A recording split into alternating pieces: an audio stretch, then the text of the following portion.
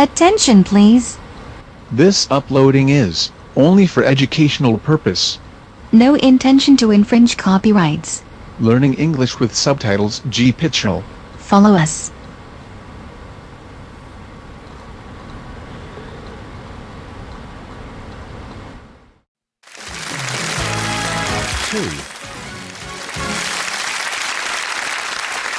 Wonderful. Welcome back to Whittle, the show that starts with a lot of people, ends up with one, and they get some money. £250, in fact, and possibly the chance to play for 500.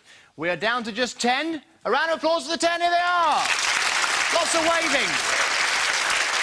Penny, please. Wave. Have you got any friends here, Penny? A few. A few? Right. Did they wave back to you then? Right. God, it's exciting, isn't it, being here? Chance of some money for Penny. Just trying to get you here. Ooh. Right, OK, so we're going to find out a bit more about all of you. So I'm going to be asking you a question. What question am I going to ask today? Well, I think I'm going to ask you what your favourite time of day is. Exact day of the week and exact time of the day. Judith? Wednesday night at 8 o'clock, because we go out to the pub then. It's my only night out of the week normally. Is it? What do you do the rest of the nights? Sorry, I've asked you one question and then asked you another. Watch the telly most of the time. Right. And who goes down to the pub with you? It's you? My husband and I. Right. That's Yeah, nice. we help run a football team and we have training Wednesday night. Right. So Training in the pub? Training then to the pub afterwards. Right. Judith, thank you very much. Thank Sarah? I think it would have to be, well, every day, sunset, because it's so beautiful, usually. Oh, look at that, what a romantic. Every day, sunset over Maidstone. Whereabouts do you live? I live in Whittle, on the coast. In Winster. Oh, it must be very nice on the coast. Yeah. Great. So do you Sunset. actually see the sunset every night? You go, I'm sorry, I can't talk now, I must go out and see that sunset. Well, if you look out behind the houses, you can see it, yeah. Great. There we are, Sarah. Gillian? I think 7:30 on a Sunday morning, because if the alarm goes off, I can just switch it off, turn over and go back to sleep again. It's my one day off. One day off. And Gillian, incidentally, is, of course, the sole survivor from The Four to Follow. Big round of applause for Gillian. She's still with us.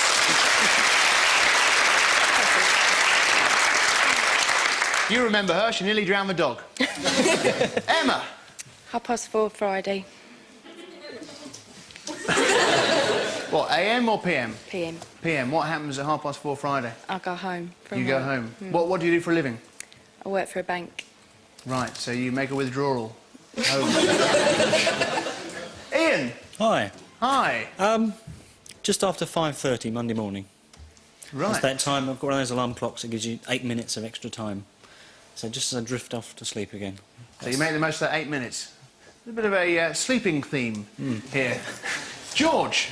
I'd say 1 minute to midnight on a Friday night, just as I go to bed, and then I know I've got another 2 days off, so I can sleep, I can do anything like that. Yeah, great. And someone agreed there. Was it any friends of yours here tonight? Is your wife here? I've got my son up there. Your son? Right. Do you agree with that, son? Yeah, it couldn't be too bad, I don't think. Right, there we go. We normally work weekends anyway. Yeah. Can't talk now, we're doing a show. Liz! Hello, Tim. Hello.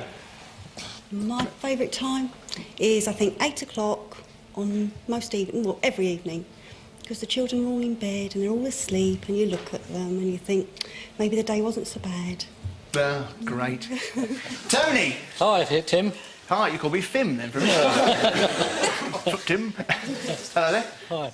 Time of the day and time, week and all that. I probably think Sunday morning about 10 o'clock. That's when I finally have to give in and take my dog Pip out for a walk. And we go for a long walk through the countryside every weekend. Lovely. Penny? 3 o'clock in the morning.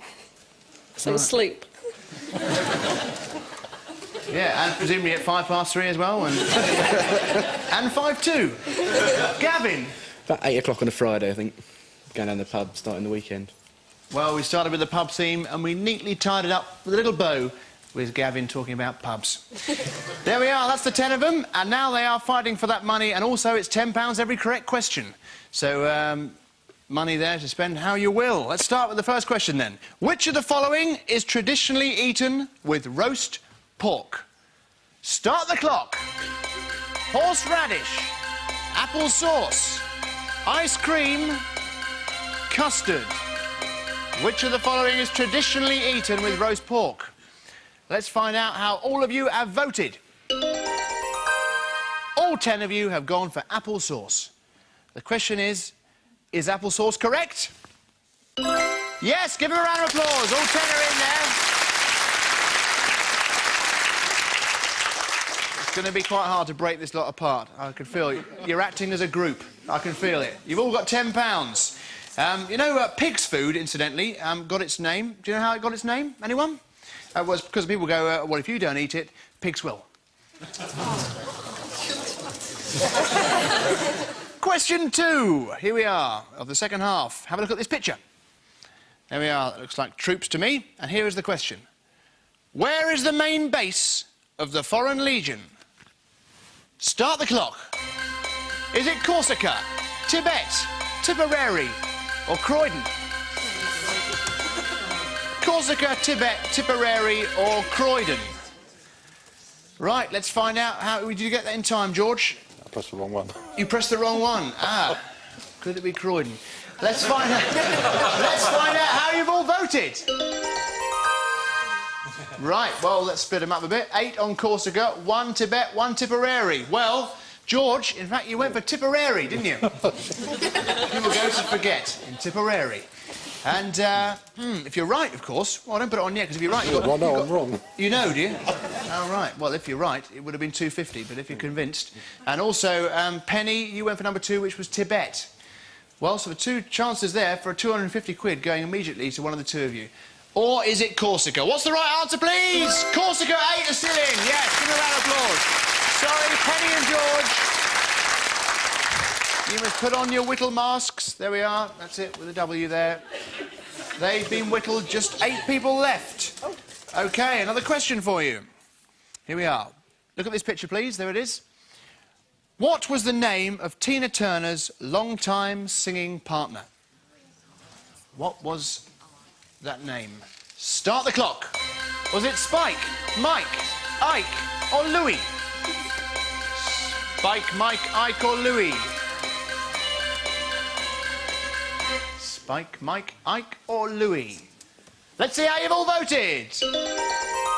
7 of you went for Ike. 1 went for Louis Turner, which was Gavin. Right. Well, has he got some money, or is he feeling a bit silly? Let's have a look, please. What's the right answer? Ike, we're down to 7. Sorry, Gavin. The mask must go on. So, and it's another £10 for all you lot there. Those of you who stayed in from the start of this half of the show have all got 30 quid now.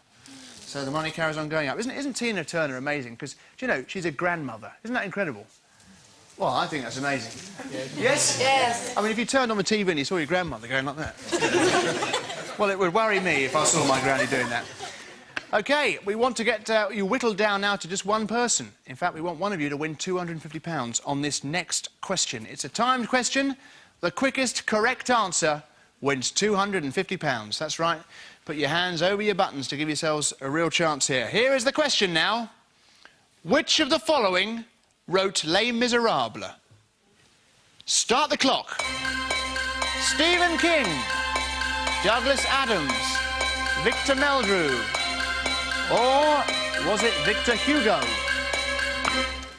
OK, so it's crunch time. We need to find out now how you've all voted. We've got a bit of a split there. Victor Meldrew. Who was that? That was Emma. Emma, yes, I think it was. Oh, no, so I tell a lie. You went for Douglas Adams, didn't you? I think that's right, yes, you did. Victor Meldrew, in fact, I do apologise, Victor Meldrew was Sarah and Judith. There we are. You got rather excited there. You thought I'd missed out there, didn't you? You thought, oh, he's picked on Emma. But no, Victor Meldrew, I can't believe it that you went for that. Right. Well, if it's Douglas Adams, Emma's got 250. Let's find out what the right answer is, please. Just 4 of them left now. Give them a round of applause. We have lost Judith, Sarah and Emma. Put on your Whittle masks. So, from you 4, one of you is going to win 250 quid. Who was the quickest on that button? Victor Hugo's the correct answer, but who was the quickest pushing the right button? Let's put your names up there, please. Liz Walker, Ian Shred, Tony Shred. Oh, are you 2 related? Yeah, Ian's my son. Oh, right. kept that quiet, didn't you? Yeah. And Gillian Robinson. Right. That's your sister? I don't know much Charles. I'm not related to you, am I, Tony? I mean... Because I haven't seen my father for a bit. Right. Let's have a look at those times. Liz Walker, 3.54. That's pretty quick. Ian Shred, 2.17. Can your dad beat you? Tony Shred, 2.46. No, he can't. Gillian Robinson, you must beat 2.17 to get 250, else Ian gets it. Let's have a look at that time. 4.04. Ian Shred, 250 quid. Well done.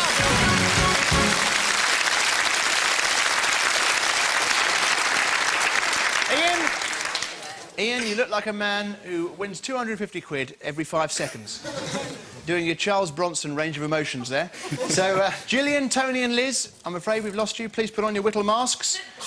There we go. Ian, try and make it 500. Yep, you up for that? Yep. Give him a big round of applause. Here he comes. Ian comes down from the upper tier of seats and joins Tim. Well done, Ian. Well done. OK, you want to face this way? Right, I'm going to ask you to put 4 things into a correct order. If you put them in the correct order, that's it, Ian. You haven't just got 250, you've got 500. You've doubled that money. All the audience are now voting on this question as well, including all of those here with their Whittle masks on. So if Ian doesn't get the question right, the 250 is split between the people in the audience who do. So it's 250 that's either going to Ian or the people in the audience who get the question right.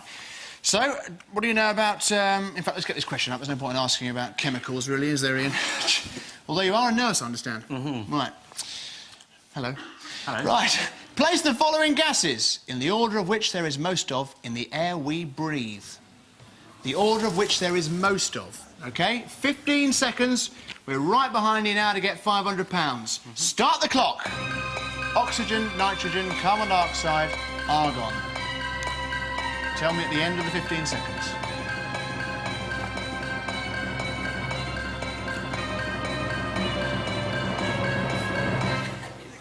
OK, Ian, tell me. OK. Nitrogen, oxygen, carbon dioxide, argon. Argon. That's 2, 1, 3, 4. Yeah? Yep. Can we have that up on the screen there? 2, 1, 3, 4. 2, 1, 3, 4. There it is. Nitrogen, oxygen, carbon dioxide, argon. So, first of all, we want nitrogen. Have we got nitrogen? We've got nitrogen. Well done. Have we got oxygen? We've got oxygen, yes. Carbon dioxide for £500. Oh, it's argon. Oh, I thought it was going to be... Oh, dear, I'm sorry about that. Well, you get 250. Give me a round of applause anyway, then. I was convinced there it would be carbon dioxide. Apparently so. Do you want to turn around here now? OK. Well, how many people in the audience got that right? I can reveal just 3 of you, and you get £83.33 each. That's all we got time for on Whittle. See you next time. Bye. The end.